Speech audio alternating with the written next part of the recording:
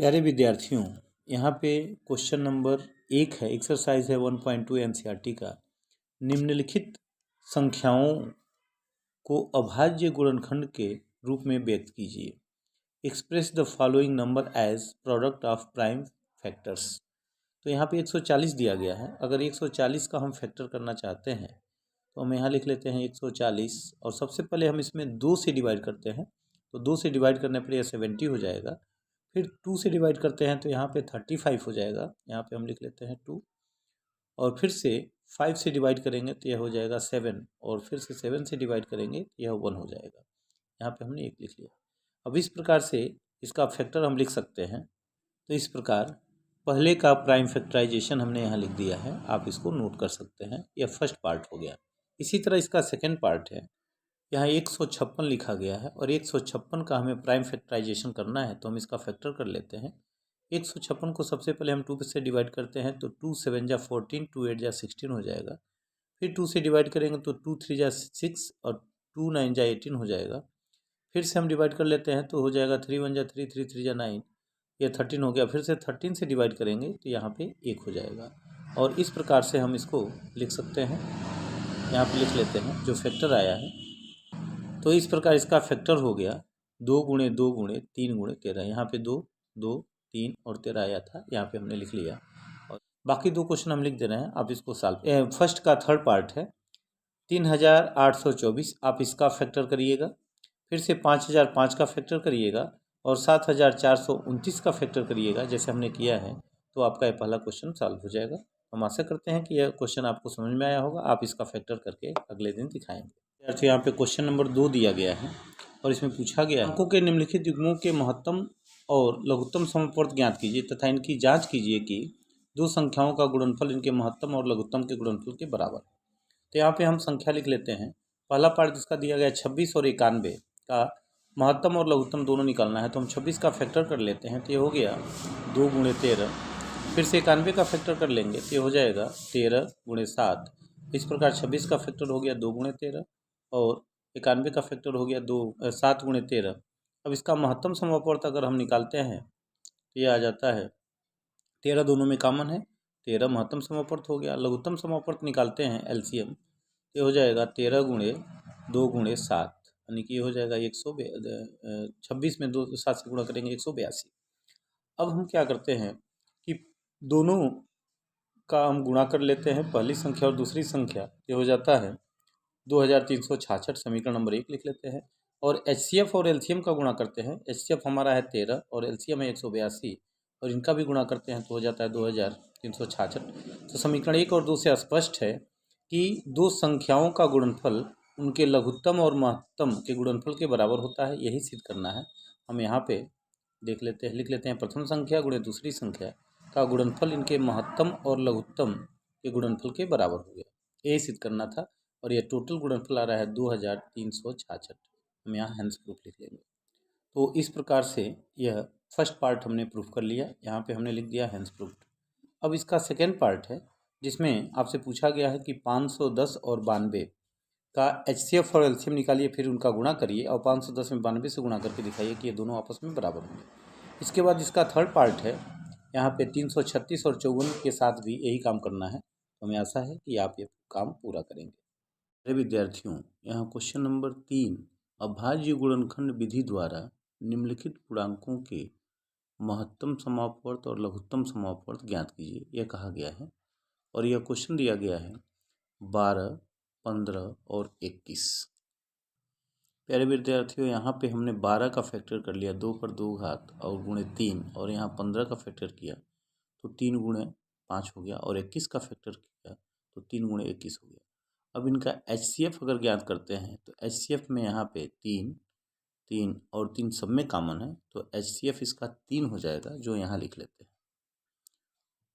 तो यहाँ पे इसका एचसीएफ हम यहाँ लिख लेते हैं, यह एचसीएफ हो गया 3।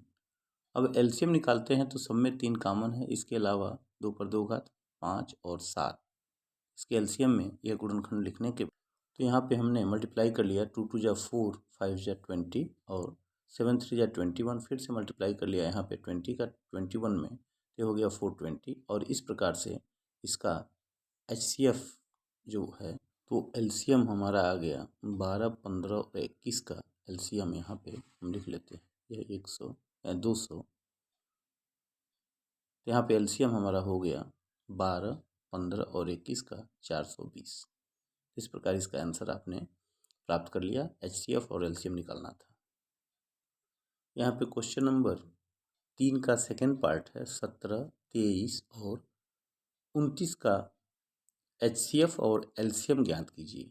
यह सभी संख्याएं अभाज्य हैं, इसलिए इनका गुणनखंड संभव नहीं है। 17, 23 और 29 का महत्तम समापवर्त 1 होगा, तो यहाँ पे हम इनका महत्तम समापवर्त लिख लेते हैं, 1 होगा। और फिर से एलसीएम के लिए हम 17, 23 और 29 का गुणा कर लेते हैं। तो इस प्रकार से यहाँ पे जो एलसीएम होगा 17, 23 और 29 का, ये हो गया यहाँ पे 11,339। क्वेश्चन नंबर 4 में महत्तम समापवर्त 306 और 657 का 9 है, इसका लघुत्तम समापवर्त ज्ञात कीजिए। तो लघुत्तम समापवर्त के लिए फार्मूला बताया गया था कि लघुत्तम समापवर्त बराबर पहली संख्या गुणे दूसरी संख्या बटे एचसीएफ। तो पहली संख्या हमारे पास है 306 और दूसरी संख्या है 657, हम गुणा कर लेते हैं और 9 से भाग दे देते हैं, तो 9 से यह कटेगा। इसको अगर काटते हैं तो यहाँ पे हो जाएगा 9 3 27 और 9 चौको 36, यानी कि 34 गुणे 657 गुणा करेंगे, ये हो जाएगा 22,338। तो इस प्रकार से इसका एलसीएम 22,338 प्राप्त होता है। प्यारे विद्यार्थी, यहाँ पे कहा गया क्वेश्चन नंबर 5 में कि जांच कीजिए कि क्या किसी प्राकृतिक संख्या n के लिए संख्या 6 टू द पावर n अंक 0 पर समाप्त हो सकती है। यदि यहाँ पे हम अगर 6 पर n घात का फैक्टर अगर करते हैं तो ये हो जाएगा 2 × 3 whole to the power n power, और अगर इसको हम अलग अलग करते हैं तो 2 टू द पावर n और into 3 to the power n होगा। इसके गुणनखंड में कहीं भी 5 नहीं है, क्योंकि 10 से किसी संख्या में गुणा करते हैं तब उसका अंतिम अंक 0 आता है, और 10 होने के लिए 2 के साथ 5 होना आवश्यक है। कि इसके गुणनखंड में कहीं भी 5 नहीं है, इसके गुणनखंड में कहीं 5 नहीं आ रहा है, इसलिए n का मान चाहे जितना बड़ा या छोटा लें, इस पर कहीं भी 5 न होने के कारण इसका अंतिम अंक 0 नहीं होगा, क्योंकि इसके गुणनखंड में 2 के साथ 5 नहीं उपस्थित है। तो इस प्रकार हम कह सकते हैं कि अतः प्राकृतिक संख्या n का कोई भी मान ऐसा नहीं है जिसके लिए 6 टू द पावर n अंक 0 पर समाप्त हो। यह क्वेश्चन नंबर 5 है, इसका हल यहाँ पे आपको बताया गया है। यहाँ पे क्वेश्चन नंबर 6 में पूछा गया है कि व्याख्या कीजिए कि 7 × 11 × 13 धन 13 और 7 × 6 × 5 × 4 × 3 × 2 × 1 धन 5 भाज्य संख्याएं क्यों हैं, इसका कारण बताना है। तो हम यहाँ पे लिख लेते हैं, पहली जो संख्या दी गई है 7 और इंटू 11 और फिर से इंटू 13 और प्लस 13 दिया गया है। अगर हम इसमें देखें तो 13 कॉमन है, 13 यहाँ भी है और 13 यहाँ भी है, तो इसमें 13 कॉमन लेने के बाद से ये बचेगा 7 × 11 और यहाँ 13 कॉमन हो गया है और फिर से प्लस 1 बचेगा।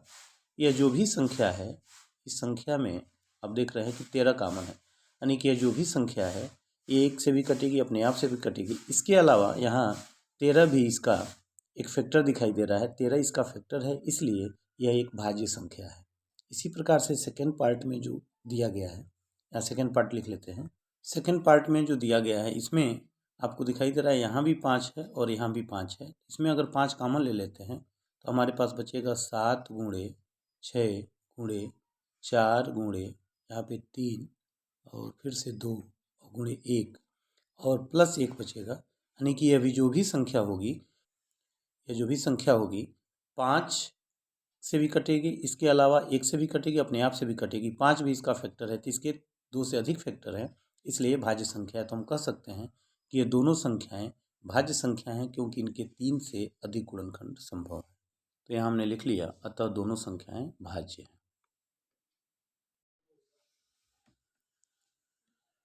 प्यारे विद्यार्थियों, यहाँ पे क्वेश्चन नंबर 7 में यह कहा गया है कि किसी खेल के मैदान के चारों ओर एक वृत्ताकार पथ है। इस मैदान का एक चक्कर लगाने में सोनिया को 18 मिनट लगते हैं, जब किसी मैदान का एक चक्कर लगाने में रवि को 12 मिनट लगते हैं। मान लीजिए कि ये दोनों एक ही स्थान और एक ही समय पर चलना प्रारंभ करके एक ही दिशा में चलते हैं, कितने समय बाद पुनः प्रारंभिक स्थान पर मिलेंगे। तो हमने यहाँ लिख लिया। इसके लिए हमें एक ऐसे समय चाहिए जो 18 और 15 से विभाजित हो। तो 18 और 15 का हम एलसीएम निकाल लेते हैं। तो हमने 18 और 12 का गुणनखंड कर लिया। 2 गुणे 3 पर 2 घात, यह 18 हो गया, और 12 का हो गया 2 पर 2 घात गुणे 3, और इसका एलसीएम हो जाएगा 2 पर 2 घात 3 पर 2 घात, यानी कि 3 त्रिका 9 और 2 दूना 4, 9 चौको 36, यानी कि दोनों एक दूसरे से 36 मिनट बाद मिलेंगे उसी स्थान पर जहाँ से ये चलना प्रारंभ किए थे। तो इस प्रकार 36 इनका एलसीएम हो गया। तो पूछा गया था पुनः प्रारंभिक स्थान पर कब मिलेंगे, तो हम लिख लेते हैं कि प्रारंभिक स्थान पर वह 36 मिनट बाद मिलेंगे। तो इस प्रकार आपने सॉल्व कर लिया कि दोनों 36 मिनट बाद उसी स्थान पर मिलेंगे जहाँ से ये चलना प्रारंभ किए थे। तो ये पूरा आपका एक्सरसाइज क्वेश्चन खत्म हो गया। एक एक प्रश्न को आप ध्यान से देखिए, समझिए और इसको तैयार कर लीजिए।